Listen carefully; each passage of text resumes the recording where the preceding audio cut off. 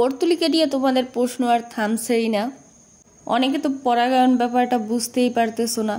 পরাগায়ন তো কয়েকভাবেই হয়, কিছুটা প্রাকৃতিকভাবেও হয়। আমার বাগানে তো 2 রকমের পরাগায়নই হয়, আমি নিজেও করে দিই। তাছাড়া বেশিরভাগ সময় ওই যে ফুলের ভিতর দেখা যাইতেছে না, উনি এই কাজটা করে থাকে।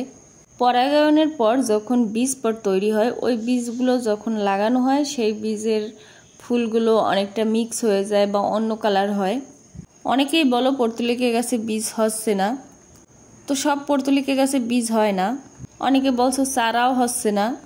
তো এই যে দেখো আমার পর্তুলিকা গাছের ছোট্ট ছোট্ট চারাগুলো খুবই ধীর গতিতে বড় হয়। বন্যার পর আমার অল্প কিছু চারাই এখন আছে। তাছাড়া আমি এক জায়গায় লাগাই না, বিভিন্ন জায়গায় লাগাইতেই থাকি। তারপর কোন জায়গায় কোন ফুল গাছ লাগাইছি ওইটা ভুলে যাই।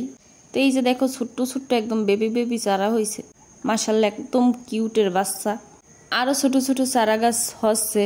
কি রঙের ফুল ফুটবে তা তো ভবিষ্যতে দেখা যাবে। দেখি ফুল ফুটতে কতদিন লাগে।